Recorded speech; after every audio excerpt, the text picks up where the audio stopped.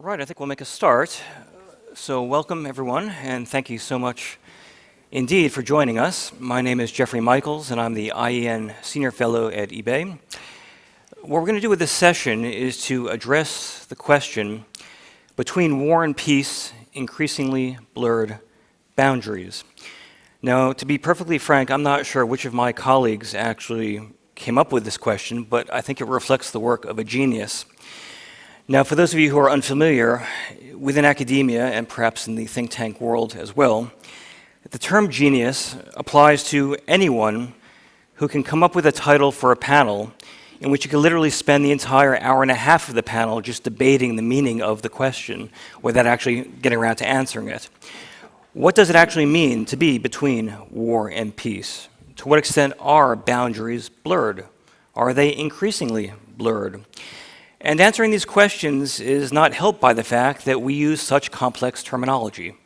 War and peace, war in peace, war or peace, Cold War, new Cold War, hybrid war, political warfare, gray zone warfare, ambiguous warfare, non-linear warfare.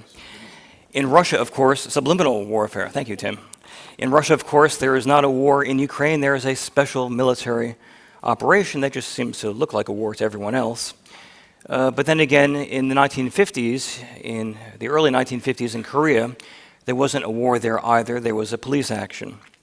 Now, I must apologize to the translators here. I don't know how well these terms translate into Spanish or Catalan, but even as a native English speaker, I still have very little idea about what these terms actually mean. Put simply, when we discuss these subjects, poorly defined as they often are, one enters into a terminological and conceptual minefield. However, all of you in the audience today have nothing to fear, because to help navigate us safely through this minefield and avoid getting blown up in the process, and also to tell us what these terms actually mean in sort of practical terms for European security, for the future of NATO, we have four very distinguished speakers who I'll now introduce. So first we have Professor Isabelle Duyvesteyn from the University of Leiden, where she is Professor of International Studies and Global History. Professor Natividad Fernández Sola at the Universidad de Zaragoza. Dr. Tim Sweijs of the Hague Center for Strategic Studies, and Ambassador Pascual de la Parte, who is Ambassador at Large for Hybrid Threats and Cybersecurity, and I apologize if there's another word in that title I've missed as well. So each speaker has roughly 8 minutes to speak, and then we will open up for questions, so I will start with Isabelle. Well, thank you very much. Thank you very much for the invitation to come and speak here today. Also, thank you very much to the people translating. I'm sorry I do not speak Spanish, but I appreciate very much the efforts to put my words into a language close to your heart. We're meeting here on the eve of the Madrid summit, where NATO will again define its role, the security challenges it faces, will be further discussed and debated, and the necessary measures to address them will be put forward, all in the shape of this NATO strategic concept. I've been asked to contribute to a panel with the title Between War and Peace, and I hope you are not expecting any clarity from me as to what war and peace are, because they are very much a product of their time and place.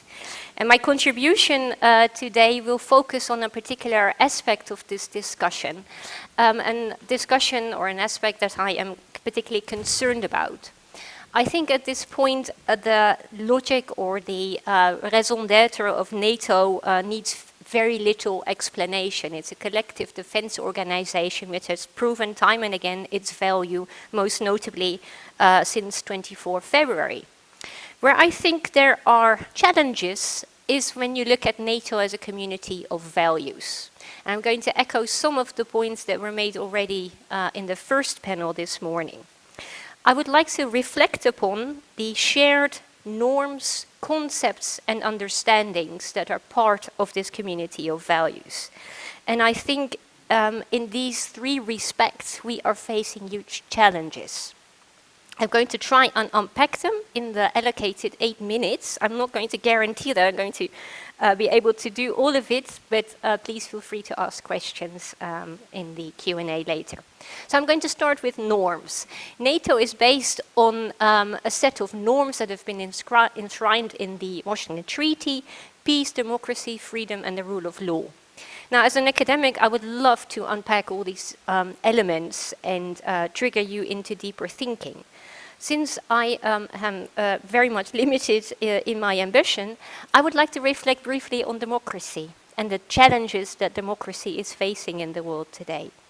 So in the past 3 decades, we've been promoting democracy around the world. Of course, during the period of the Cold War, we've had many predecessors subscribing to the same democratization agenda. But very notably, since the 1990s, we've been promoting democracy by the sword.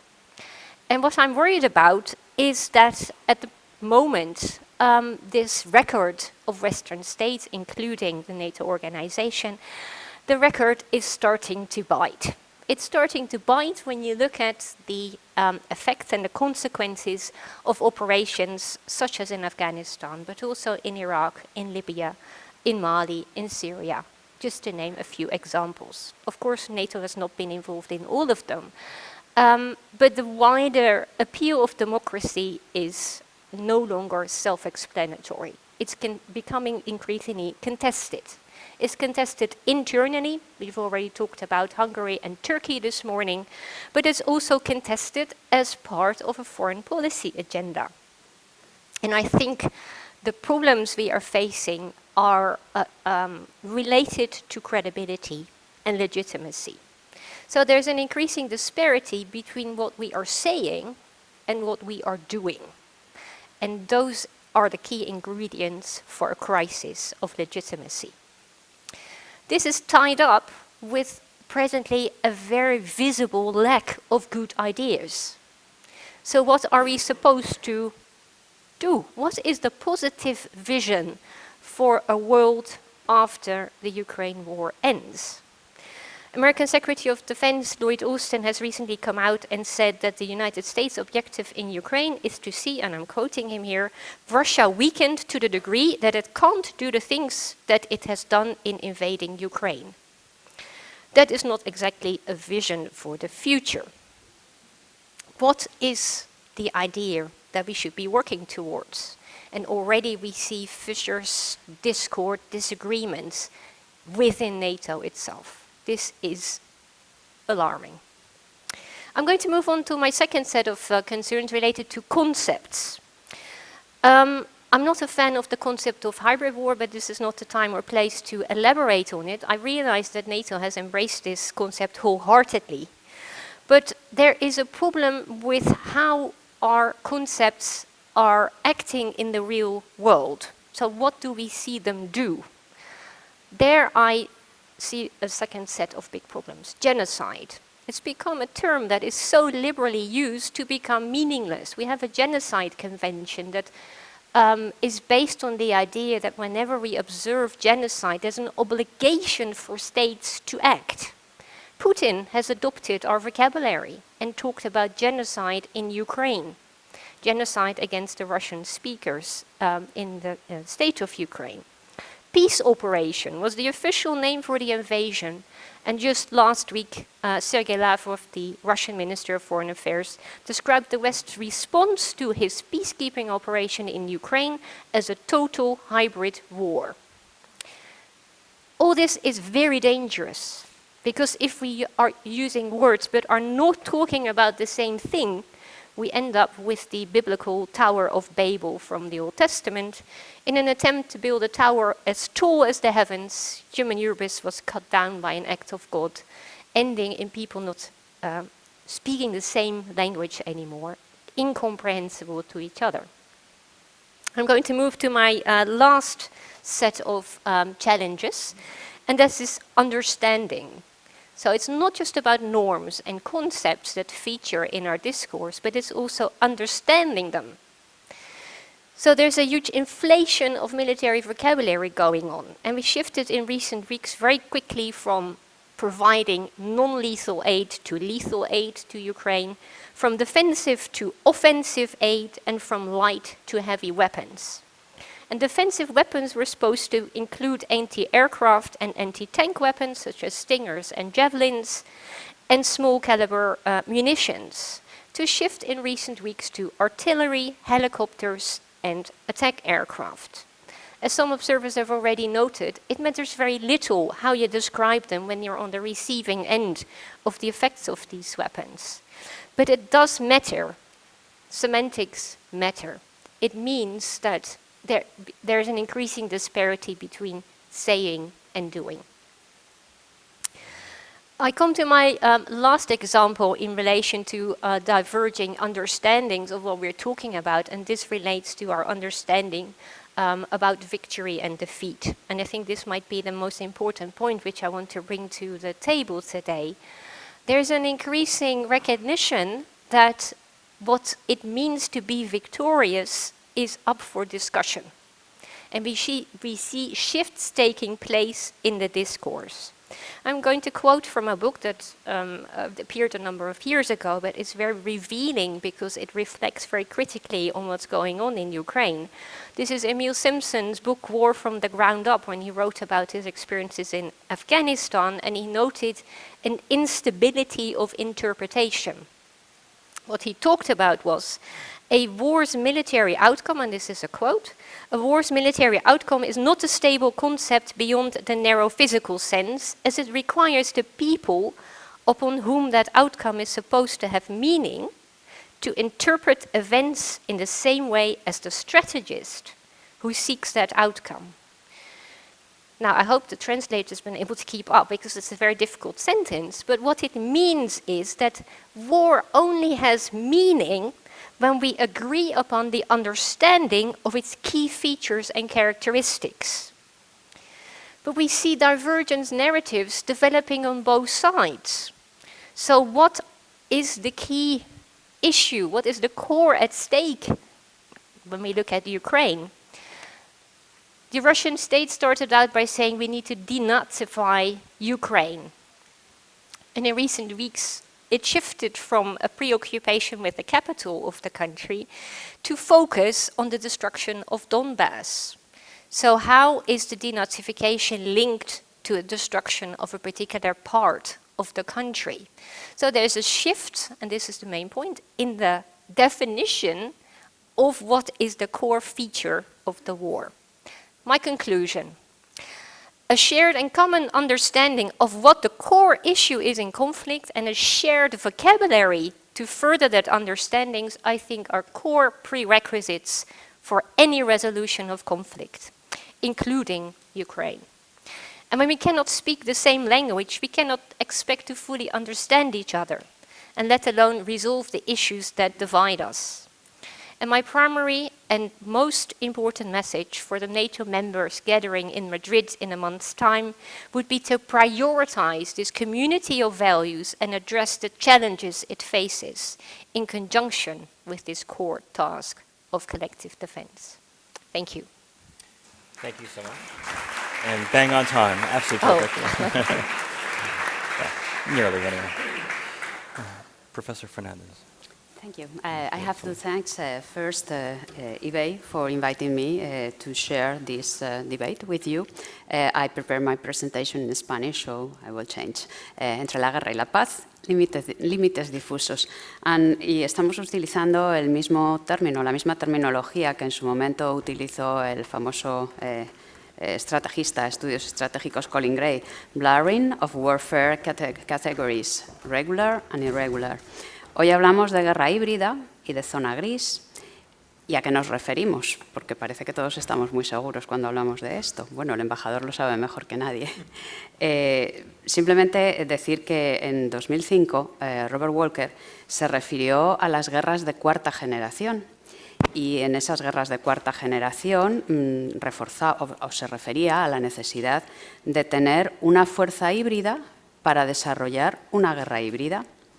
Un poco más tarde, Hoffman desarrolló la idea de que una guerra híbrida requiere de una única fuerza integradora de ambas capacidades, en el nivel operacional, pero incluso también en el nivel táctico. Y sintetizó las características de este tipo de guerra. Y las características de este tipo de guerra, debo decir que el concepto primero se establece pensando en la guerra de Hezbollah con Israel, por lo tanto, aunque ha evolucionado, estas características primeras van a estar muy relacionadas con ese conflicto en concreto. Era, en primer lugar, el empleo de 4 pilares simultáneamente: fuerzas armadas convencionales, por un lado, tropas irregulares, por otro lado, con un muy fluido uso de la comunicación, de los artefactos explosivos improvisados, de los drones, acción terrorista al mismo tiempo, y aquí posteriormente el mismo autor hizo un estudio muy sesudo sobre la manera de operar del ISIS, y crimen organizado. Estos 4 elementos, estos 4 pilares se utilizan simultáneamente en el nivel operacional, y a ellos se une una guerra de información y una guerra en el ciberespacio, y producir la idea o el objetivo de producir efectos físicos, sí, pero y sobre todo efectos psicológicos. Entonces, con esta idea nos centramos en la imagen de un Estado o actor no estatal pequeño o débil frente a un gran ejército convencional con todas las capacidades modernas. Y entonces la estrategia insurgente, vamos a llamarla de esta manera así, buscaría atacar los puntos débiles del enemigo, ese gran enemigo con grandes capacidades y con un ejército fantástico, es decir, eludir el escenario preferido por el enemigo, por lo tanto llevarlo fuera de espacios abiertos, prolongar en el tiempo, incluso prolongando artificialmente la duración del conflicto, porque las opiniones públicas de determinados estados no admiten conflictos largos, y prescindir, y esto también es tocar en el punto débil de los ejércitos, como por ejemplo todos los ejércitos de la OTAN, prescindir de constreñimientos éticos o morales para conseguir vencer. Entonces, bueno, con estas premisas pues, ha llegado a hablarse incluso de una revolución en asuntos militares por parte de estos grupos insurgentes o de estos grupos que actúan por procedimientos híbridos. En realidad lo que producen, principalmente a mi juicio, es más bien una revolución organizativa y una revolución doctrinal. Y junto a esto hablamos de la zona gris. ¿Qué es la zona gris? Pues la zona gris son todas las acciones que no llegan a sobrepasar el umbral de la guerra. Como estamos hablando de un límite difuso, todo aquello que no llega al enfrentamiento armado son acciones en la zona gris. Bueno, ¿todo esto es novedoso? ¿Es algo nuevo? Pues no, esto es algo que ha ocurrido siempre, son conceptos que les llamamos de otra manera, pero han ocurrido siempre. ¿Por qué? Porque siempre la guerra ha buscado, por un lado, eliminar al adversario y, por otro lado, o al mismo tiempo, doblegar su voluntad. Y esto es lo que los mecanismos híbridos y los mecanismos de zona gris pretenden hacer. ¿Dónde está la diferencia? La diferencia está en los medios que utilizamos en la actualidad. Hoy, con tecnología Big Data y además con inteligencia artificial, esta cyber war que podemos organizar en cualquier momento, con sistemas también autónomos de armas letales y de manipulación del entorno no solo del entorno electromagnético, sino también del entorno cognitivo y emocional. Pues evidentemente son muchas las cosas que se puede hacer para alterar la percepción tanto del enemigo como de nuestra propia población. Entonces, vamos a utilizar lo que se ha utilizado toda la vida: propaganda, desinformación, manipulación, sanciones, estamos hablando del área geoeconómica, pero encontramos una diferencia sobre todo cuantitativa y formal. ¿Por qué? Porque estos métodos permiten alcanzar a muchísima más población, por no decir a toda la población casi mundial, y porque utilizamos unos instrumentos distintos o más sofisticados. Fíjense que es posible realizar multitud de acciones creándose una zona gris y en la que formalmente no estamos en guerra, pero, es decir, no estamos aplicando capacidades cinéticas, pero sin embargo sí que estamos ya desarrollando un conflicto, aunque no estemos en guerra. Incluso diría yo que podemos seguir en el conflicto cuando ya ha terminado la guerra. Por lo tanto, son acciones que se pueden extender en el tiempo de una manera prácticamente indeterminada. Dicho todo esto, que alguien preguntará, ¿y qué tiene que ver esto con lo que veníamos a hablar? ¿Qué relación tiene esto, qué trascendencia tiene esta forma de guerra, no guerra para la OTAN? Pues si uno ve el concepto estratégico de la OTAN, el actual, el de 2010, bueno, sabemos defensa colectiva, crisis, gestión de crisis, cooperación de seguridad.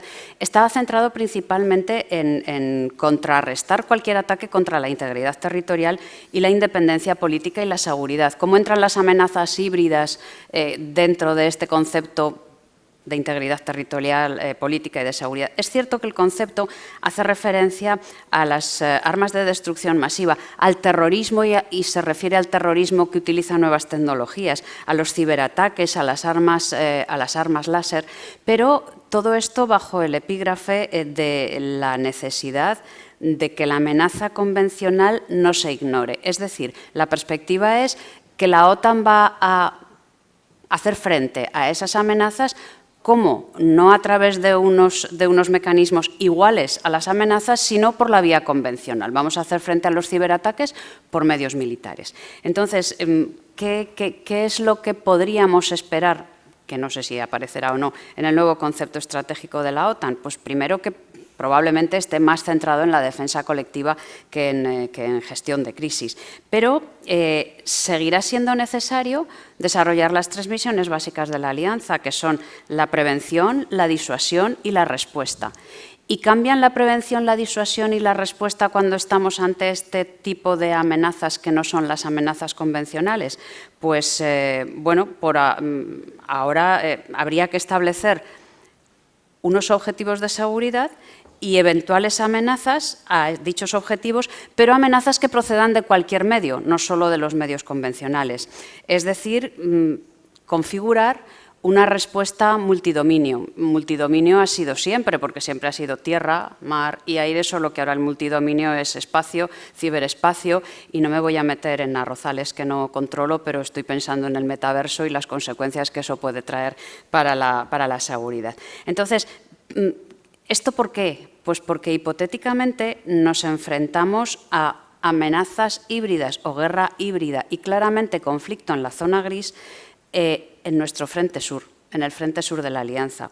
Y entonces, bueno, pues para hacer frente a esto no solo son necesarias capacidades militares convencionales, sino también probablemente la OTAN debería de introducir cambios en planificación, en organización y en doctrina, porque son distintas las maneras de utilizar estos componentes, y poner extremado cuidado en el componente humano, sin descuidar el componente humano, no todos son capacidades. Y de esta manera podríamos pensar en el soldado de la guerra híbrida y qué características tendría esto. Probablemente la OTAN, si se interesa en este aspecto, que el embajador nos contará, yo creo que sí, debería centrarse probablemente, sin abandonar lo convencional hasta ahora, en unidades de operaciones especiales, en preparación para el combate urbano o en planificación y ejecución descentralizada de operaciones. Y entonces, esto que les estoy explicando, probablemente, y con esto termino, nos permite respondernos a nosotros mismos por qué la OTAN no toma en consideración el frente sur y solo toma en consideración el frente este. Y es que el frente este ciertamente es más cómodo para una organización pensada con capacidades convencionales, para enfrentamientos convencionales y para un enemigo enormemente convencional. Pero el terrorismo internacional sigue ahí, y el terrorismo internacional no es una amenaza convencional a la que debemos hacer frente. Entonces, a mi juicio, esto requeriría de una adaptación inmediata. Y aquí lo dejo. Muchas gracias.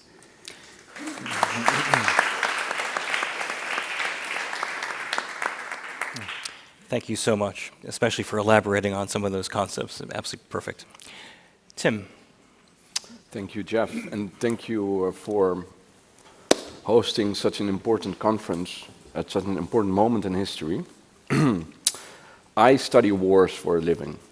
I advise, I teach, I write about why they break out, how their outbreak can be prevented, but should they break out, how they can be won.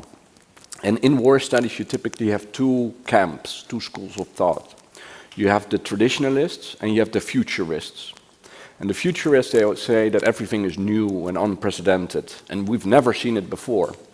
And the traditionalists say war's nature is enduring, and we've seen this in different guises in different periods of history. And if you talk about hybrid war, these different camps have different notions or perspectives on the utility of that label. The traditionalists even say we don't need another label. It is not happening on the battlefield, and what we've seen happening off the battlefield can be described using such terms as competition under the threshold of political violence.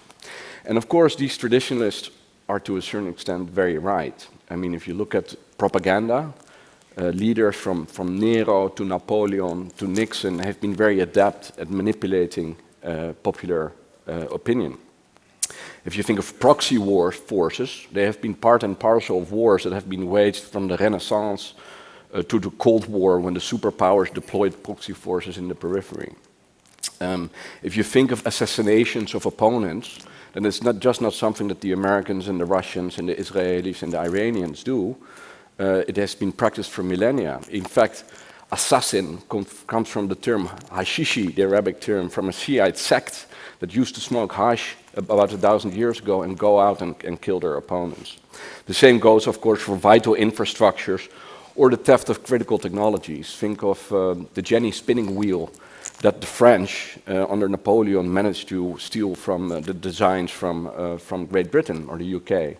Or think of the design of the enrichment centrifuges, uranium enrichment centrifuges that were stolen from my own country, the Netherlands, by Abdulkir Khan, who then started the Global Proliferation Network. At the same time, these futurists are right too. I mean, the scale and size of hybrid campaigns under the threshold of large-scale violence are of a different nature too. And that is simply because of two things, globalization and digitalization. And globalization and digitalization have opened up new ways for actors to project power and to wreak havoc on their opponents. There's plenty of examples, right? Through cyberspace, strategic actors can target vital infrastructure from afar and disrupt vital societal processes. They can manipulate societal discourses and meddle in democratic decision-making processes. And they can do so at a much larger scale and at greater speed than was possible before. So think of the disinformation campaigns executed by the Internet Research Agency from St. Petersburg. Think of the ripple effects of cyber attacks. I mean, NotPetya wasn't contained, spread globally, and resulted in about 10 million euros in damages. It's incredible. And I think that these things, the situation is about to get worse. The advent and the maturation of 5G, which I have on my phone, is not here in the basement, it's 3G here.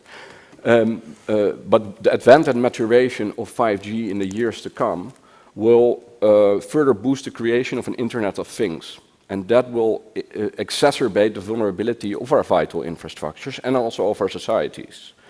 And plenty of new opportunities for manipulation will present themselves. A majority of our audience is perhaps, was already alive. In 2006, you had YouTube, and it was for sort of crazy people that wanted to upload movies, but it was very small. You had Twitter, it was still called Twitter without an E, at 12,000 users. And you didn't have a smartphone. And then the smartphone was invented in 2007. Ecosystems were built. Social media apps proliferated. 4G rolled out, and the world really turned into a global beehive through social media. And you could argue that the so-called CNN effect of the 1990s was replaced with the social virality of the 2010s. Now, if I'm thinking about what augmented reality, virtual reality, hologram technology, last week I was in a hologram technology company, fast growing, but real impressive holograms there, but also the fruit of the third summer of the artificial intelligence wave that took off in 2011, if they combine later in the 2020s, I can envision a very brave new world in which you have new ways of virtual societal warfare. And these, it was mentioned by Natividad, these may either take place in the metaverse, which is still something in the mind of Mark Zuckerberg at this point, or outside the metaverse in the real world. But I think that sort of war's character will continue to evolve. Now, I can imagine some people in this room thinking, aren't we witnessing the largest interstate conventional war, perhaps I think since World War II, at least on the European continent? And shouldn't we be talking about and gearing up for large-scale wars rather than these smaller, lower-level challenges? I can certainly agree with that sentiment to the extent that NATO, and in the NATO strategic concept, is well advised to ramp up its conventional forces, beef up its strength, replenish its stocks, increase its readiness, enhance its military mobility, etc., etc. We can talk about we can talk about that in more detail too, because if we don't lock the front door, the opponent will come through the front door. But here's the thing: if we lock the front door, it's likely that the opponent will take the back. Now, and here's my takeaway of what is sort of will be the portée or the implications of the current ongoing war between Russia and Ukraine, and the prospect for hybrid war in the 2020s. First and foremost, I think that things have changed. I think Vladimir Putin has crossed the Rubicon, so to speak, and regardless of how this war precisely ends, I think we have entered an era of persistent confrontation. I'm not going to use the term the Second Cold War because I'm going to get Jeff on my back. Persistent confrontation. I also think that Russia's miserable performance on the battlefield, its inability to gain air supremacy, its very poor management of logistical and supply chain lines, it at times really disastrously amateurish tactics, combined with very poor top-down command and control structures, on the one hand, and on the other hand, Ukraine's unexpected ability to defend itself, of course, reinforced by massive supplies of arms from the West in an increasingly large and high tech, as Isabelle alluded to, has shown that sort of smaller and middle powers can have a hedgehog strategy by which they can defend themselves, even at very high cost. And I think that that sends a powerful message to those considering entering into a large-scale conventional war. I'm not saying that they're not going to happen anymore, far from, but it does show that they're enormously costly and the odds of success are far from certain. Now, in my eyes, one sound deduction from that observation, at least from a strategic perspective, would be that for revisionist actors, it is wiser to either pursue a fait accompli strategy, quick land grabs, as Russia has been doing arguably over the past 20, 30 years before they entered into the Ukrainian war, or to pursue hybrid strategies in the gray zone to further our political objectives, but without risking to escalate into full-scale violence. So what does this mean for NATO? Well, first and foremost, I think that NATO should move from a deterrence by reinforcement to a deterrence by denial posture in order to prevent those quick land grabs from happening, sure. But on the hybrid front, I also think that NATO allies need to beef up their counter-hybrid postures. And three sort of implications for what that entails. One, resilience. First and foremost, resilience. This is about the resilience of our societies. It is about Humboldtian forms of education. It's about critical thinking. It is about free media and a free media landscape and digital literacy or media awareness amongst our populations. It also has to do with openness by our governments, openness and dialogue and free media. It also has to do with dialogue within the alliance, between different countries, between different perceptions that Hugo alluded to this morning, but not just with sort of the usual suspects, preaching to the converted, but also with other societal groups that are typically not part of these very nice and interesting gatherings. Two, physical infrastructure. I think that given the vulnerability of our physical infrastructure, I think that NATO-EU cooperation can be stepped up. I think that metrics for resilience can perhaps be developed. The private sector needs to be involved there because many of these vital sectors are in the hands of private sectors. But it also has to do with governance mechanisms, right? Under Article 2, you can have economic cooperation in terms of knowing thy vendors, who's selling you the vital equipment. And then third and finally, in terms of deterring that behavior, sure, it's impossible to deter everything. And we shouldn't sort of, Isabelle was already talking about inflating concepts and applying them to everything. But I do think it's possible to work on lifting the fog of unclarity that looms over hybrid threats. And so what can you do here? You can invest in better attribution capabilities, and the Alliance has been working on this, of course, but so both technical and forensic ones. Who is conducting computer network exploitation in my networks? Do I have the technical and forensic expertise to pinpoint that? Do I also have the geopolitical expertise to connect the dots? But do I also then, when I can attribute it, do I have the political will to attribute? Because it's not a legal act, it's a political act. And that can be furthered by interagency coordination between ministries at the national level. At the international level, it can also be encouraged by international collaboration to facilitate consultation, coordination, and finally condemnation. And that feeds into the final point. This process in turn is facilitated by the creation of norms, international norms, aimed not just at shaping the behavior of the opponent, but also at assembling the coalition of the able and willing. Yes, I'm quoting a former Secretary of Defense from the US, but assembling the coalition of the able and willing to impose costs if the opponent transgresses it.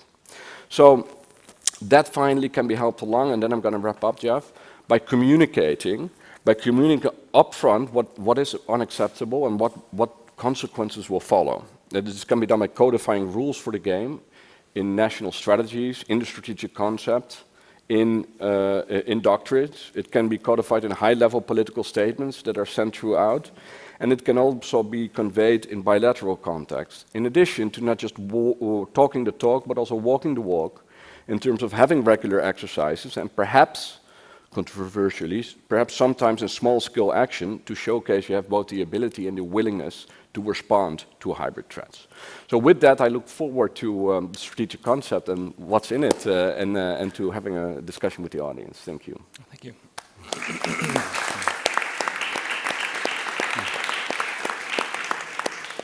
Tim, I must confess that I'm still stuck on this, am I a traditionalist or a futurist? I think naturally I'm a traditionalist, but I think after your talk, I'm veering a little bit more into the futurist camp. So thank you and well done on that. Mr. Ambassador. Thank you very much. Buenas tardes y muchas gracias a IBEI por invitarme esta tarde. Muchas gracias al presidente Narcisa aquí con nosotros y thanks very much to you, Jeffrey, to having me.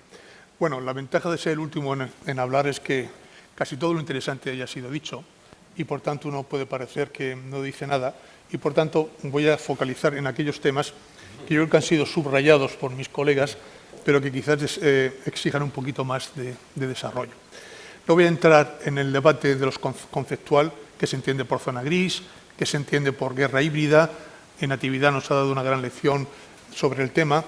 Eso a mí no me preocupa mucho. El primero que utilizó el término guerra gris fue George Kennan, el famoso embajador norteamericano en Moscú en 1948, para describir las primeras manifestaciones de la Guerra Fría. Pero insisto, no voy a perder tiempo en las definiciones, porque además no estamos de acuerdo y los teóricos tampoco están de acuerdo. Quizás un poco de confusión es bueno en temas de seguridad. En cualquier caso, lo importante de las amenazas híbridas, ¿qué es? Lo importante de las amenazas híbridas es que es una modalidad que utiliza siempre el débil contra el fuerte, normalmente. Es decir, es un conflicto asimétrico en el cual el débil se prevalece de armas de la simulación, del engaño, para tratar de conseguir sus objetivos políticos. Siempre son objetivos políticos, aunque se utilicen instrumentos militares, convencionales, no convencionales, de doble uso, etc. Y lo que quiere conseguir ese objetivo a través de un procedimiento en el cual el que utiliza la amenaza híbrida controla la iniciativa, controla la escalada del conflicto, puede decidir si lo eleva o lo rebaja a una simple crisis, a un conflicto o a una guerra abierta, y sobre todo provoca en el destinatario una inacción, una parálisis ¿Por qué? Pues porque cuando se recibe una amenaza híbrida, si es un país como España, por ejemplo, la reacción la tienes que pensar muy bien. Aquí es como a las 7:30. Es decir, si no llegas es malo, pero si te pasas es peor. Es decir, no sabes exactamente cuál es la naturaleza, el alcance y el objetivo de la amenaza. Y por tanto puedes incurrir en un positivo falso, es decir, atribuir una intención desproporcionada a la naturaleza del ataque y reaccionar entonces desproporcionadamente y tú involuntariamente escalas el conflicto, mala solución, o no atender alarmas justificadas en su tiempo y perder, por tanto, la oportunidad del tiempo de responder con celeridad y con eficacia. Eso lo sabe perfectamente el que utiliza una amenaza híbrida, que el destinatario va a tener como mínimo un periodo de inacción, de bloqueo mental, que es el que utiliza el atacante para conseguir sus objetivos. Pues bien, como dije antes, cualquier concepto me vale de amenaza híbrida o de zona gris, en tanto en cuanto no confundamos los distintos niveles que hay de reacción. Mucha gente está poniendo el mismo cajón desastre, está utilizando el concepto de amenaza híbrida y de zona gris como un cajón desastre donde ponerlo todo.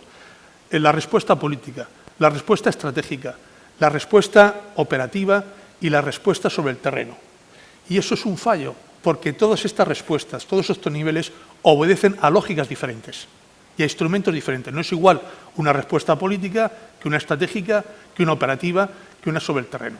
Y por tanto, si difuminamos los límites entre estos 4 niveles, nos hacemos un flaco favor, porque no seremos capaces ni de identificar bien la amenaza ni de articular la respuesta apropiada. Por tanto, si seguimos manteniendo esta división de los niveles, me vale, como digo, cualquier concepto que no provoque un totum revolutum, ¿verdad? Así las cosas, ¿cómo articular una estrategia global de éxito si se recibe una amenaza híbrida? Me dirás, bueno, es que usted acaba de decir que amenazas híbridas la ha habido siempre, por tanto no es nada novedoso. Sí, efectivamente se ha habido siempre, pero ahora actualmente se producen o convergen 2 factores que antes no existían. El primero es la atomización del poder. Ahora ya no solamente es el Estado el que monopoliza el poder, ya no solamente somos las naciones los que tenemos el monopolio del ejercicio de la violencia, sino que otros actores no estatales, organizaciones terroristas, organizaciones radicales, movimientos de tráfico de drogas, estupefacientes, armas, etcétera, etcétera, son capaces también de actuar en este espectro de la zona gris. Pero es que además el segundo factor es multiplicador, que son las nuevas tecnologías emergentes. Estos actores tienen capacidad de hacer daño porque tienen a su disposición a low cost tecnologías emergentes muy disruptivas potencialmente. Aquí me gusta hacer una distinción. No todas las tecnologías emergentes son lo mismo. Yo distingo entre tecnologías emergentes habilitantes, instrumentales y tecnologías finalistas. Las primeras, ¿cuáles son? Son aquellas que nos posibilitan conseguir algo, es decir, el dato en la nube, el Internet de las cosas, la computación cuántica, la biotecnología, la nanotecnología, la robótica, pero para mí esos son habilitantes. Se desarrollan esas tecnologías para conseguir una finalista que es decisiva, la inteligencia artificial. El país que llegue antes al desarrollo militar y civil de las aplicaciones posibles de la inteligencia militar ha ganado la carrera digital. Los dos que están en cabeza son China y Estados Unidos. Los europeos estamos bastante retrasados en esta carrera, pero como digo, todas las tecnologías convergen en el desarrollo de aplicaciones civiles y militares de la inteligencia artificial. Y ahí nos tenemos que fijar cuál es el país que llega antes a esa meta. Pero ¿cómo podemos articular entonces, como nación y como Unión Europea y como la OTAN, una respuesta articulada de éxito? Primero, siendo proactivos, no esperar a ser simplemente reactivos en función de los ataques, sino tener una capacidad proactiva a través, lo que nos ha dicho nuestro amigo, de tener una resiliencia, no me gusta mucho la palabra, es decir, una defensa pasiva y activa, tener unas infraestructuras bien protegidas contra los ciberataques, las amenazas híbridas y tener capacidad de reacción. Pero claro, aquí encontramos un obstáculo. La OTAN y la Unión Europea no son organizaciones ofensivas, ni militares ni políticas, son reactivas. En el ADN de la OTAN no existe, porque habría que cambiar el tratado, lógicamente el Tratado de Washington, y nadie está por la labor, no está la de ser una organización militar ofensiva para atacar a nadie, sino para defenderse. Pero en el actual panorama internacional, si no reaccionas rápido, estás perdido. Por tanto, ¿cómo cuadrar este círculo? Bien, dentro de la OTAN, lógicamente, hay países, sobre todo los anglosajones, que piensan que ellos en sus estrategias nacionales de ciberseguridad, de amenazas híbridas, no van a esperar a ser atacados para reaccionar.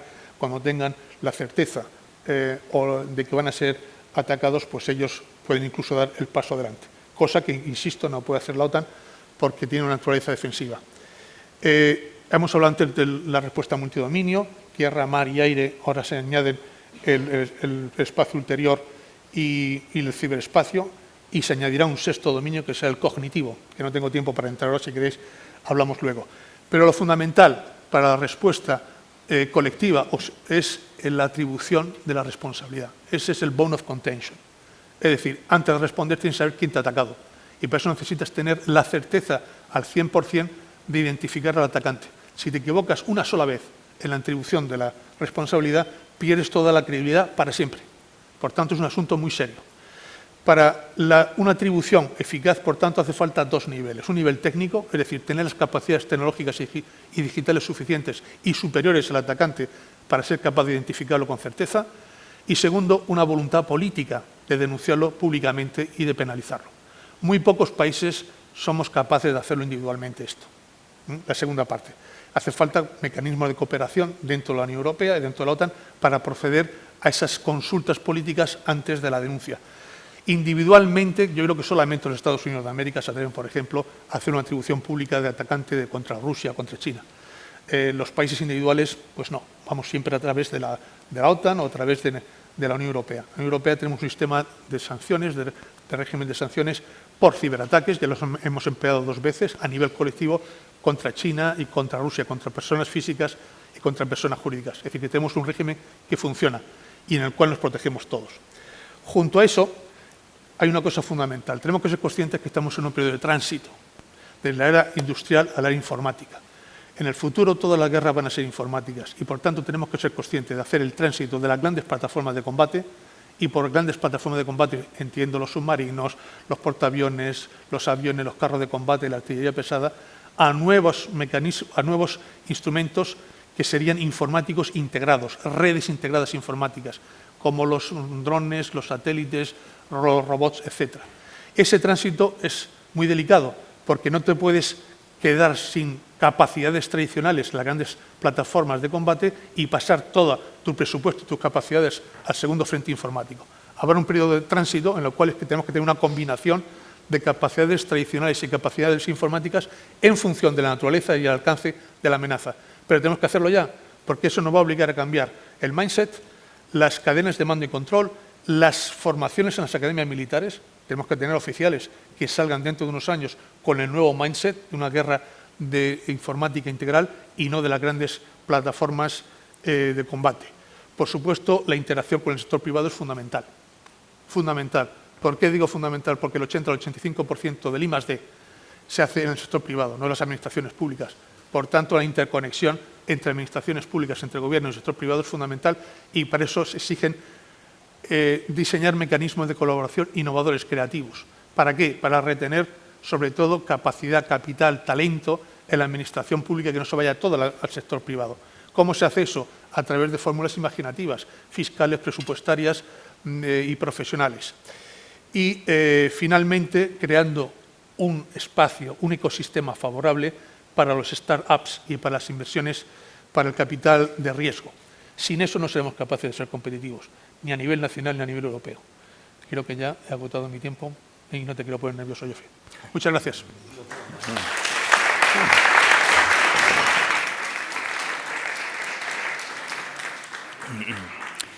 Thank you, Ambassador, for a very, very provocative and engaging discussion. It certainly left me with a lot of questions.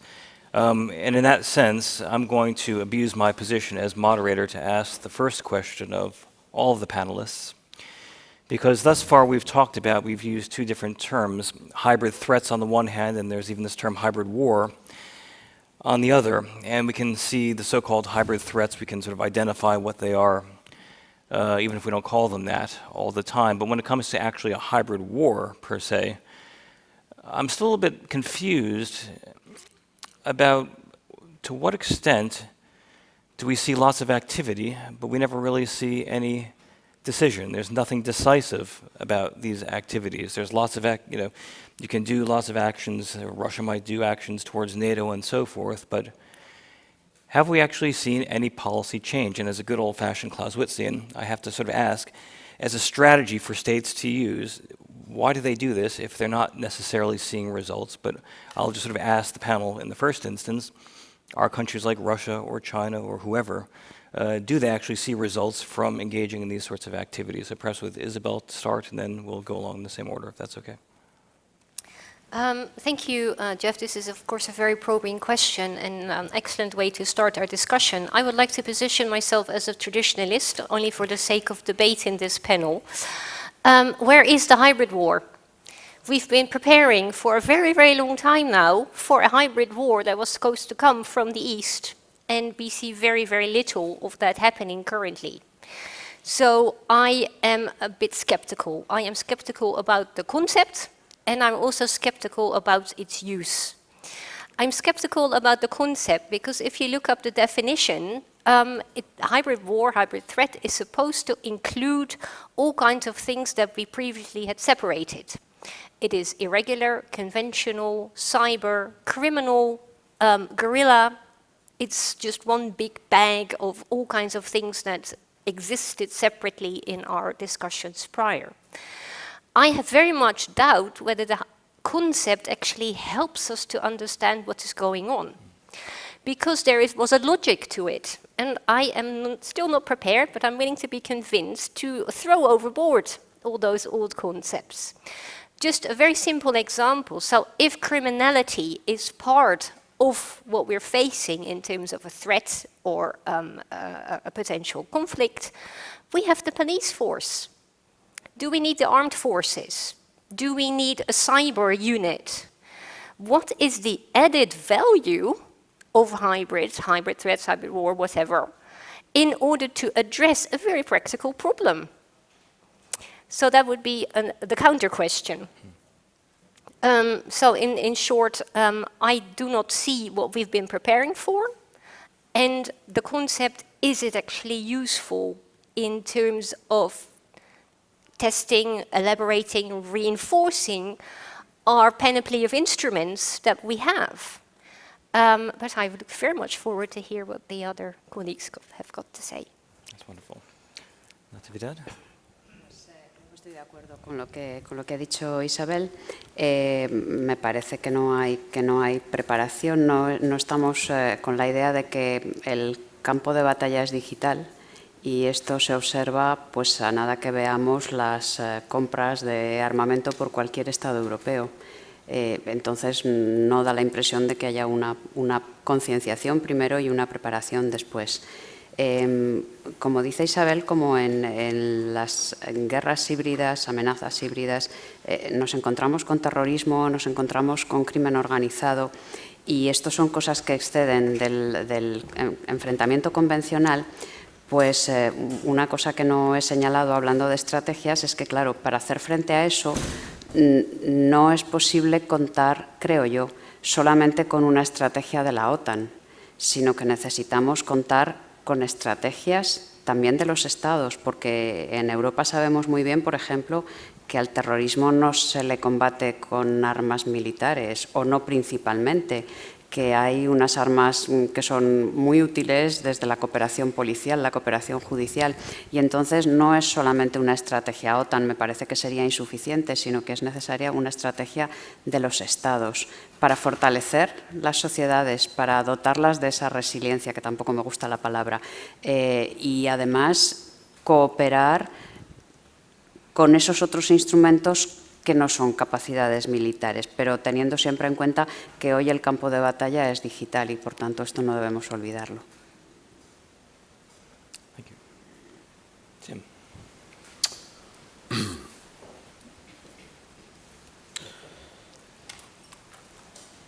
I hoped that by starting out saying that there's a whole discussion between the traditionalists and the futurists on how on the precise nomer of hybrid threats or hybrid wars, that we wouldn't be having this semantic discussion. But I'm willing to engage. some background here. Natividad already started with referring to our friend from overseas, Frank Hoffman, who essentially coined it, defining it as the use of regular and irregular forces in a military context. And then us Europeans took that, we broadened that significantly, and now not just in NATO, but also within the EU, and especially the center in Helsinki, the Counter-Hybrid Center for Excellence, Counter-Hybrid Threat Center of Excellence in Helsinki. It essentially refers to anything that is done to harm your opponent and undermine democratic decision-making. As someone who doesn't consider himself an old traditionalist, but who does appreciate the relevance of concepts, I'm typically more inclined to call it hybrid threats than hybrid wars, leaving that concept of war for traditional large-scale political violence between political groups. Having said that, and that was, I think, the portée of my talk, is I do see, unlike you, Isabelle, I do see not only a changing character of conflict and changing nature of threats, but I also see these applied. I mean, there was large-scale disinformation campaigns deliberately purported by foreign actors, Russia. I spoke to NATO's Parliamentary Assembly, I think last week or the week before, and I was speaking to a Bulgarian gentleman from the Bulgarian parliament, and he told me that in response to Bulgary's support for the bloc, the Russians had dislodged their pension payment systems. So the elderly didn't get their money, couldn't get their money. I mean, I'm thinking of solar winds, so large-scale preparations. Is it preparations of the battlefield? Well, at least they're cyber network exploitation operations, which allow for new ways of really exerting influence and projecting power, and perhaps even contributing to a more broader deterrent effort, because you can actually essentially show to your opponent that you can dislodge his vital infrastructure. So would I call that a war? No. Would I call it a problem that we need to deal with? Yes. Thank you.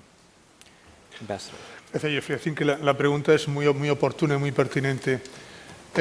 Para ser sincero, yo creo que sin los ciberataques, las amenazas híbridas, la desinformación están llegando a tal nivel, no solamente de frecuencia, sino de seriedad, de gravedad, que tenemos que empezar a cambiar ya un poco el plano de respuesta. Hasta ahora, a nivel internacional, ya sea en Naciones Unidas, ya sea a nivel europeo, incluso a nivel nacional, estamos acordando marcos normativos que son puramente recomendaciones de voluntaria aplicación por parte de los Estados. Ya sean recomendaciones en la Asamblea General de Naciones Unidas, ya sean directivas en Europa, ya sean cajas de herramientas, mejores prácticas, intercambio de información, y eso está muy bien, pero no es suficiente.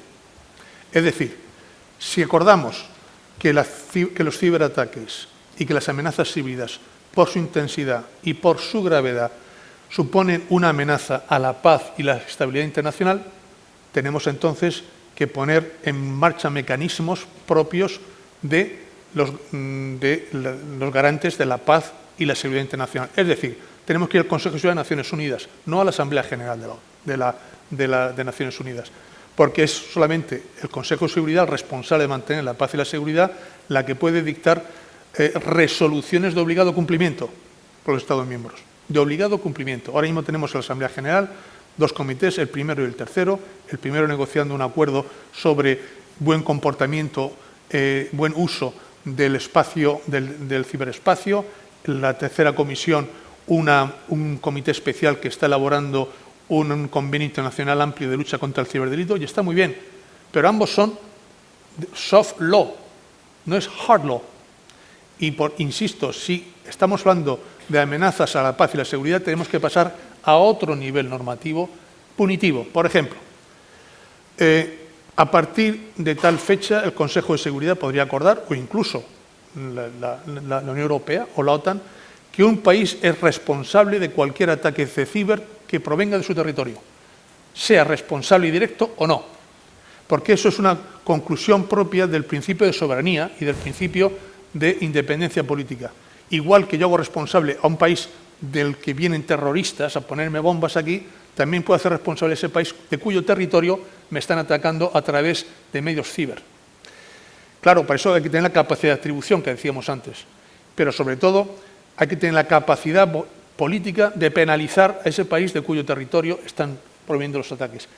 En muchos de los casos es muy difícil, porque lógicamente puede estar operando en un país, pero los ciberataques, los hackers ser de otro país y con una bandera de conveniencia. Pero me da igual, si el ataque procede del país X, en este caso digamos Rusia, usted es responsable.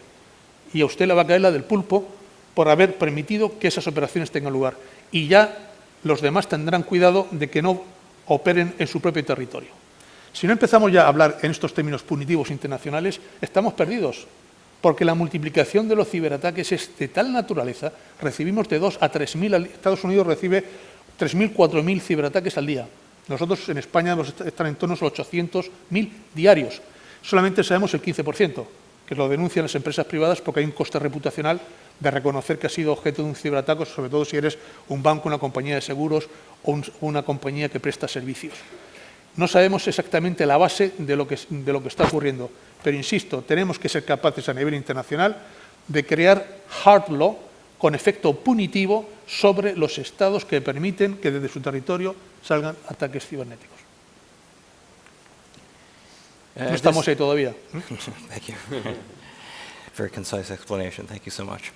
Right, now we can open it up for questions. I think we'll take 3, and so we'll start Chloe first, in the second row. Okay.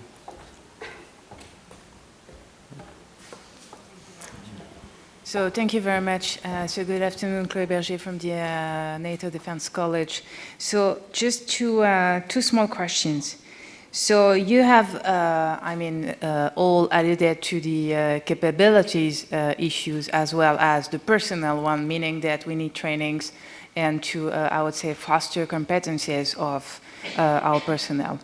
So if we go for this full shift towards, I would say, more high-tech, and we are living, aside the big platforms, don't we run the risk to be, I would say, caught by this kind of asymmetric actors that have, I would say, a more balanced approach to technology, so going from very rustic approaches or modus operandi to, I would say, high-tech ones?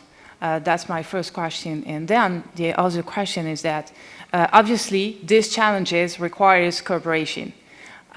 So how can we, I would say, cooperate in tangible terms or unlock the difficulties between EU and NATO in that domain when obviously we are not sharing intel and we know, all of us, what are difficulties. So what would be for you, I would say, the good or some ways, workable ways, maybe after the summit, to unlock some difficulties in that domain. Thank you very much. If you could just pass the microphone to the gentleman behind you. Yeah, thank you. Okay. Thank you very much for the panel. Just a comment. I agree with you that, let's say, hybrid threats, they don't take vacation in August or they don't have nationalities. But it seems that we still base our reply on nationality, on sovereignty, and maybe this is not the way. And a direct question to the ambassador, could you please elaborate a bit more on cognitive aspect of multi-dominion response? Because I think it refers either to ideas, social networks, or let's say, thank you. Was there a question a bit further behind? Yes, several rows behind. Here, and then we'll switch to the other side afterwards.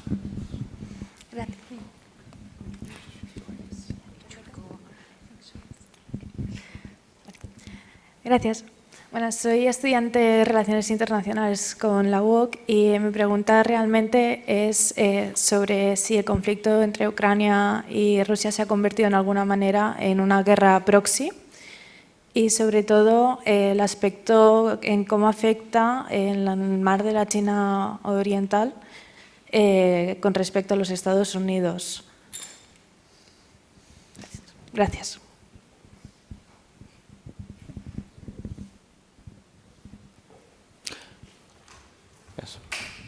Yeah, I have a question. It's about the cyber threat.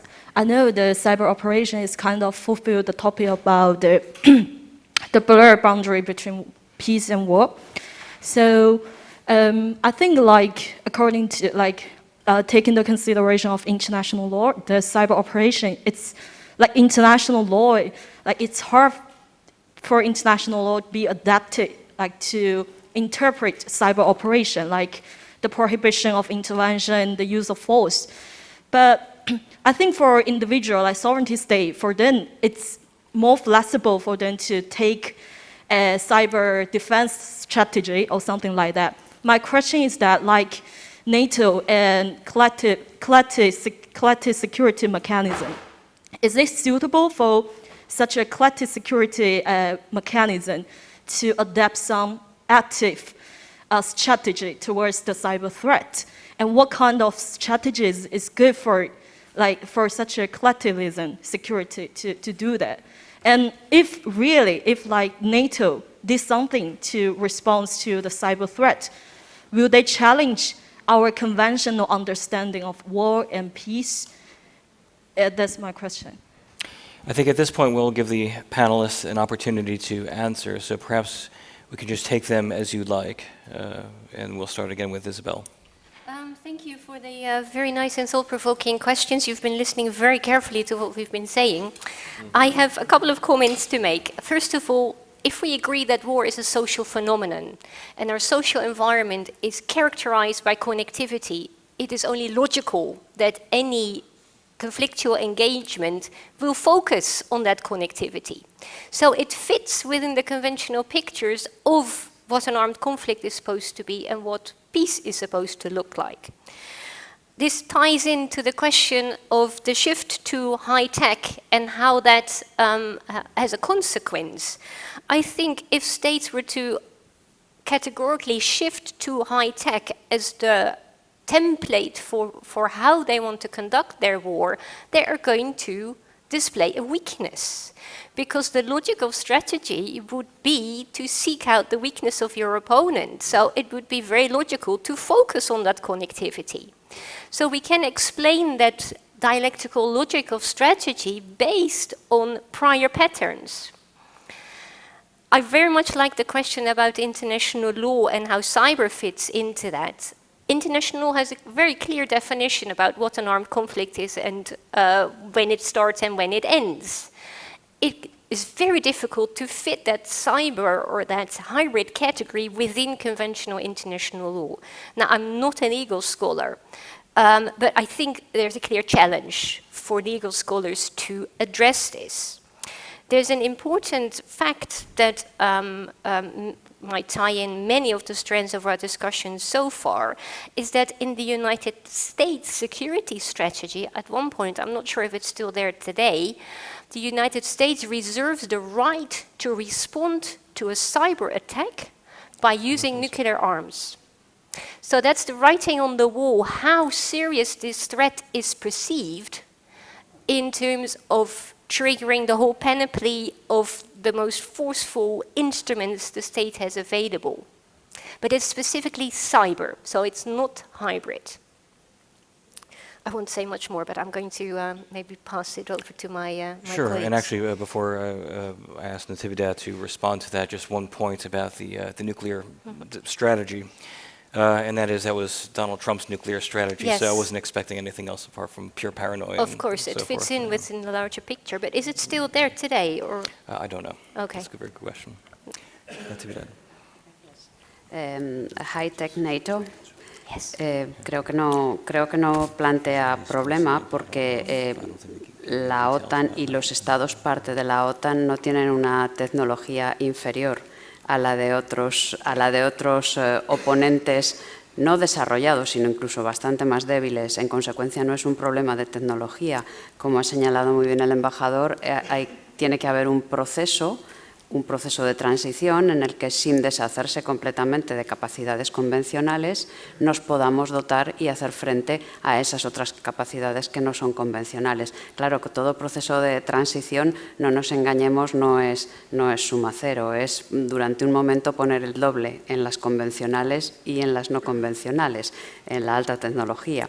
Entonces creo que la tecnología no es un problema. Lo que sí que es un problema es que ninguno de los Estados miembros de la OTAN pueden desconocer las normas éticas del uso de la fuerza, por ejemplo, y eso sí que un actor no estatal puede hacerlo, un actor estatal no puede hacerlo, y ahí en ese terreno no podemos competir nunca. Y lo mismo, y me permito unir con la otra pregunta relativa al derecho internacional y las amenazas cibernéticas. Claro, para el derecho internacional una amenaza cibernética, salvo que se esté bloqueando, según yo interpreto, salvo que se esté bloqueando la capacidad de las armas defensivas de otro Estado, no supondría un uso de la fuerza, pero sí que supondría una injerencia en asuntos internos del Estado. Entonces, esto me permite unir con la propuesta que hacía nuestro embajador también de llegar a normas internacionales que ya no sean solamente soft law y que no se queden en ese nivel y que pasen a ser normas obligatorias y con un contenido punitivo. Propuesta que a mí me encanta porque soy internacionalista, pero lo veo francamente difícil, tanto para normas que se refieran a ciberataques como para normas que se refieran al uso del espacio extraatmosférico. ¿Por qué? Pues porque en esos dos ámbitos nos estamos planteando el cambio de las normas que rigen actualmente, que son muy pocas, pero las pocas que rigen, por lo menos en el espacio ultraterrestre, nos dicen que está prohibida la militarización del espacio, que no se pueden utilizar los cuerpos celestes como instrumento de guerra de cualquier manera. Y lo que nos encontramos es que las principales potencias están diciendo que hay que cambiar esas normas y que, bueno, vamos a dejar esto de que en la Luna no se pueden colocar determinados aparatos que sean anti-acceso, anti-denial o simplemente destructores de las capacidades militares de otros. Y lo mismo con el ciberespacio. ¿Cómo vamos a poner normas? Sería fantástico para los países europeos tener unas normas obligatorias sobre el ciberespacio con capacidad de atribución y punitiva después, pero es que, claro, los países que están intentando hacer estos cambios en el espacio ultraterrestre y en el ciberespacio son los 5 miembros permanentes del Consejo de Seguridad.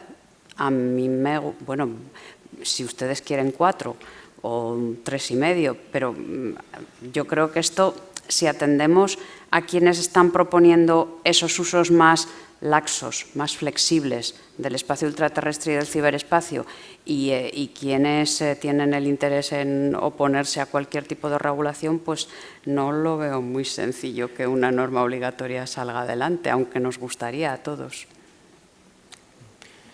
Tim. Okay, I was still listening to the translation. Yes, sir. Oh yeah, fascinating questions. Let me take on 2 of them. Because this month I had one piece on military innovation in the context of the strategic concept and another on, well, not proxy wars, but how do wars end. So, a Dutch-Israeli military historian, Van Greffeld, once said about military revolutions that they require a bull, so a technology, to pass by, and a man to grab that bull by the horns and ride it. So it is about the application of that technology. And so I fully endorse and concur with Isabelle's point that there is a social aspect here to it that we shouldn't underestimate. And there is also an interactive effect because the enemy is going to look at your vulnerabilities there. And so in my piece I give 5 recommendations. 1, prioritize the important, not only the urgent, the famous Eisenhower principle. And so now there's huge constituencies for high tech and for the replacement of battle tanks and these sorts of systems. Important, urgent, also replenishments, but also try and think ahead and focus on the developments of tomorrow. Then, well, strike a balance between renovation and innovation, that's sort of along these lines. Synergize hardware, software, and wetware. And I find it a very interesting point, and the ambassador also made, is that in this transition period, it's really hard to calibrate a good mix between holding on to capabilities that you need to prevail in the conflicts of today and innovating the force of tomorrow. In fact, in October, I'm doing a conference on the future of war, and one of the key themes is military innovation and the lessons that we can learn from the second industrial revolution, so the period between 1870 and 1910, if you like, and how force compositions were managed there. But here, a key recommendation that I would make is, in addition to focusing again in NATO, Diana, and a lot of high-tech, emerging disruptive technologies, also establish a red cell. Give them, whether it's 25 million or 100 million, let them experiment with building a force from the ground up, from a tabula rasa, which could be very disruptive and which would fight in a very different way. Think through theories of victory and success, right? And then mind the technological gap amongst alliance members, because in the current state, the US continues to forge ahead. We have techflation, we have enormous techflation, so the military platforms are becoming more expensive and more expensive. And there is a gap between what the US does and what the European members do. And we need to bear that in mind, and then you come back to sort of also regional specialism, but also functional specialization, which is a very sensitive issue. Okay, the question about proxy wars. I don't think I can give a satisfactory answer to it, but what I can say is the following. So I've looked at wars over the past 70 years and how they've ended. And a worrying fact is that only 20% of these wars have a decisive outcome. Which means that the remainder of these wars either end up in a draw or have an ambiguous outcome, which in many cases leads to very fragile ceasefires that in turn relapse into conflict after a few months or a few years. You can look up the specific percentages in my publication. We also looked at those parameters or those drivers that affect or facilitate war endings, and there are 5. Military prospect of success, cost, international pressure, domestic pressure, and positive incentives. Now, if I look at the battlefield now, and then I'm going to sort of pivot to the proxy question, I see both parties still aiming for military success. The Ukrainians want to kick the Russians out. The Russians have adjusted their war aims multiple times, but they're still set at consolidating it. The cost for Ukraine are so gigantic that they want to fight on. And for Russia, it's still bearable. It's becoming high, especially from a military perspective, but it's still bearable. In terms of international pressure, I think Sven alluded to it this morning, we live in a multipolar world, so the non-aligned movement is much more powerful than they were during the Cold War. And not just in terms of sheer power, but also in terms of economic size. And as long as they are not sort of in the NATO camp, Russia has a better chance of continuing its oil and gas exports and so on and so forth.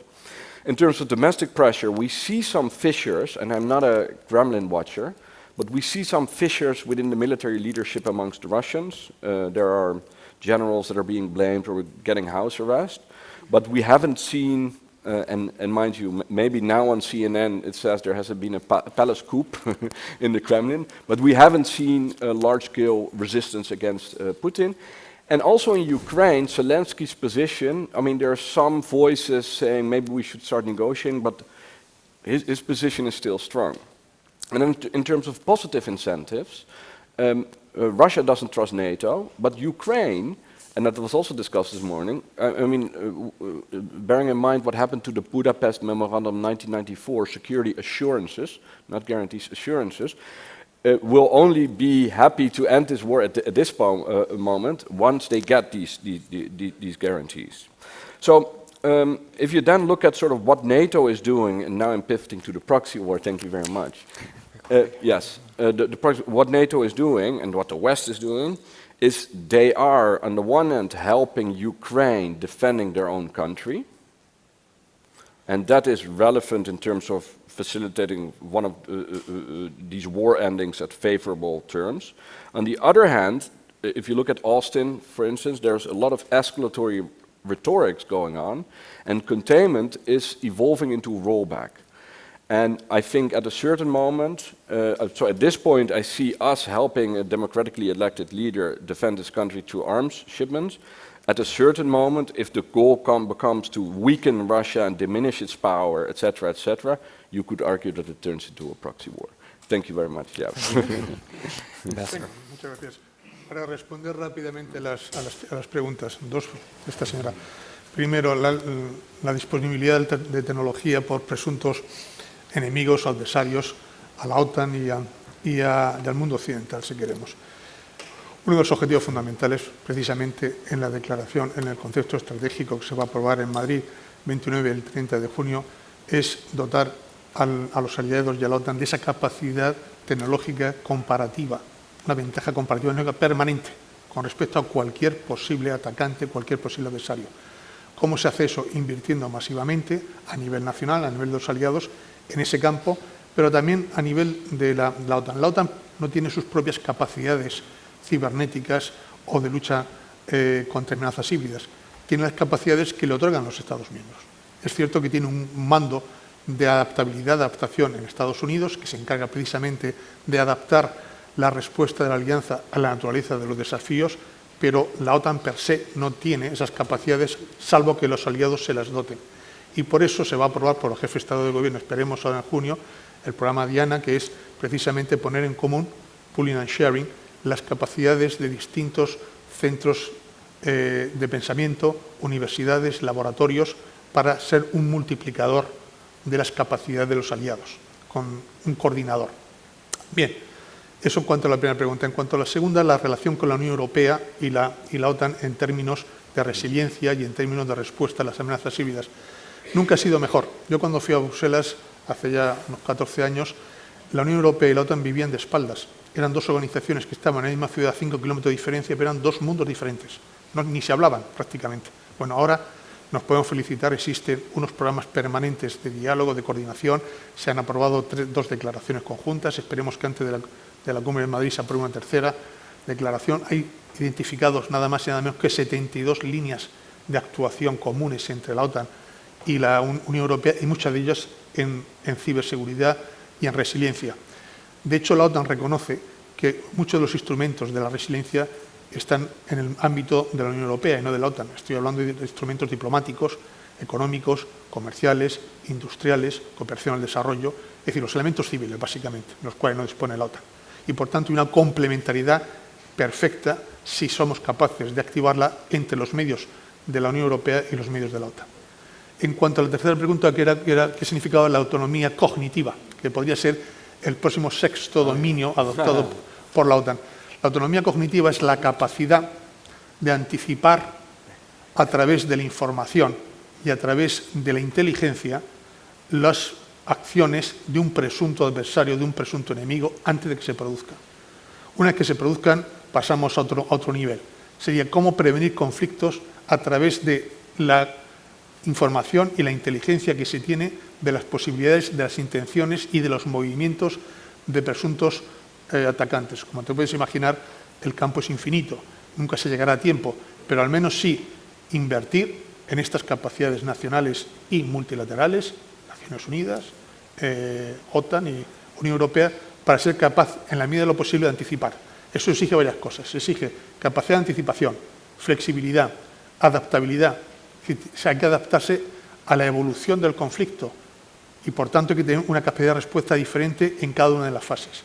Adaptabilidad, celeridad en la respuesta y coordinación con los aliados. Sin esos 5 principios no podemos hablar de autonomía cognitiva. En cuanto a la cuarta pregunta, que era si la guerra de Ucrania era una guerra by proxy o no era by proxy, realmente no.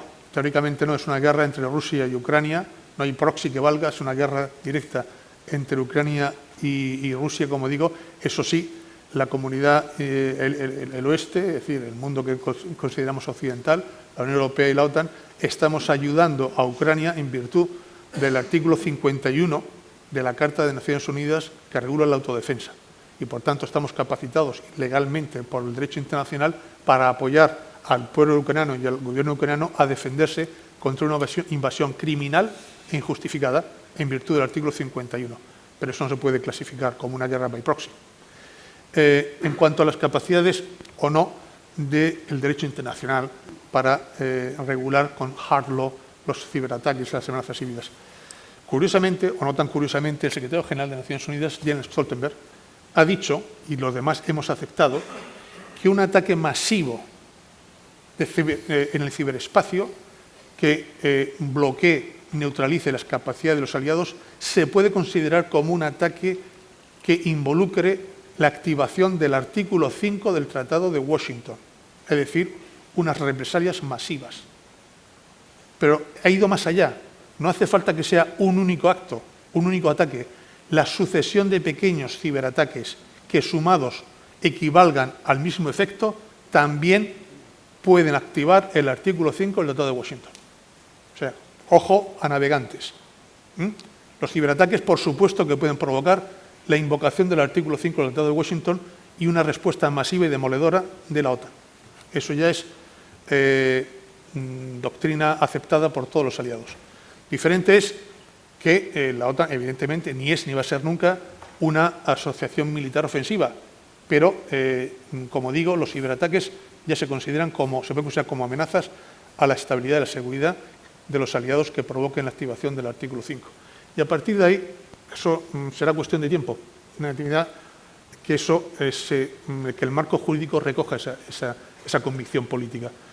Ya sé que los marcos jurídicos van muy por detrás de los avances tecnológicos, pero no podemos matar a los mosquitos uno a uno. O sea, tenemos que ir a la charca donde nacen los mosquitos y acabar con ellos, no matando uno a uno, sino yendo directamente al origen. Y para eso tenemos que tener el marco jurídico internacional, que de momento no es todavía hard law, pero estoy convencido que a medio plazo, cuando digo medio plazo será 3-5 años, lo tendremos. As we have about 3 minutes left, I will take one final question, and I'd ask if you could direct it to one of the panelists or one or two of the panelists. The gentleman sitting up here. Sí, muchas gracias. Se ha hablado el tema de que esto es una revolución militar y entonces yo quería preguntar sobre la mención que ha hecho el embajador a la inteligencia artificial. ¿Cómo eso podría suponer una revolución militar que va mucho más allá? Porque no es tanto el cómo se aplica la guerra, sino quién ataca, ¿no? Ya que los algoritmos se podrían autoeditar. Y entonces la pregunta viene a la idea de cómo se regula o cómo se atribuye la responsabilidad de un ataque que se hubiese hecho con inteligencia artificial, ya que aunque tú produzcas un sistema que quizás está perfectamente regulado, si se va autoeditando, pues puede cometer un ataque que en principio no habías concebido. Bueno, es que ¿respondo? Sí, gracias por la pregunta, muy pertinente.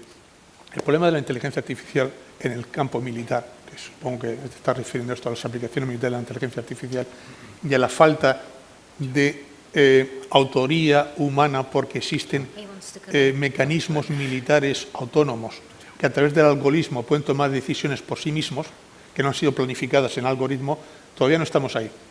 Y actualmente los sistemas autónomos militares necesitan una programación que la hace un cerebro humano y un control humano. De momento, es posible que en el futuro se desarrollen esos mecanismos autónomos capaces de pensar por sí mismos y decidir por sí mismos y, por tanto, hacer la atribución mucho más difícil. Pues claro que es posible, pero uno de los elementos fundamentales que está en toda la legislación nacional e internacional es que no se pueden admitir esos mecanismos autónomos militares que no integren una decisión humana en algún momento de su proceso de toma de decisiones. Ya sé que eso no lo va a evitar, no va a evitar el desarrollo de esos mecanismos por países o por organizaciones que no respeten, pero a nivel de regulación eso está claro. Después está, por supuesto, la dimensión ética, que no tenemos tiempo ahora de entrar en ella, simplemente una pincelada. Es decir, todo mecanismo, todo desarrollo tecnológico necesita ser regulado desde el punto de vista de la ética, del respeto pero no solamente de la ética de los principios y de los valores, sino del respeto concreto de los derechos individuales y de las libertades. En España estamos a la vanguardia, tenemos una Carta de Derechos Digitales que establecen cuáles son los límites de las nuevas tecnologías para que no sean invasivas en temas de propiedad intelectual, de privacidad de datos, etcétera, etcétera. Por tanto, esa dimensión ética, moral, también tiene que estar integrada en la regulación de la inteligencia artificial. Pero, como digo, lo fundamental para evitar lo que tú acabas de decir es no permitir nunca que en el algoritmo, en la planificación, en la programación de los sistemas autónomos no haya un control humano. The final, very, very brief word goes to Tim. I did a piece, I think about 3 years ago, in which I looked into the governance of autonomous weapon systems. And of course the technology has evolved, but the principle as such may be interesting for you to take a look at. So it's governing autonomous weapon systems, expanding the solution space. And essentially what we argue is that you can deconstruct it along the creation of the algorithms, and you look at the data by which it's done, the production and how it's the production stage, in which it's sort of embedded in a platform, the deployment stage, where can you deploy it, and then the employment stage, how can you actually apply it. And along each of these individual stages, you have different either persons or corporations or governments responsible that are each regulated by different regulatory norms that my colleagues on the panel know a lot more about than I do. But so if you're interested in, look up that publication. Thank you so much, Tim. Right, well, I think it's now 3:30, so we're going to bring this session to a close. Just for your information, there's coffee now for half an hour, and we'd ask you to be back here promptly, ideally 5 minutes to 4. And with that, I would ask you to join me in a round of applause for a really superb panel. Thank you.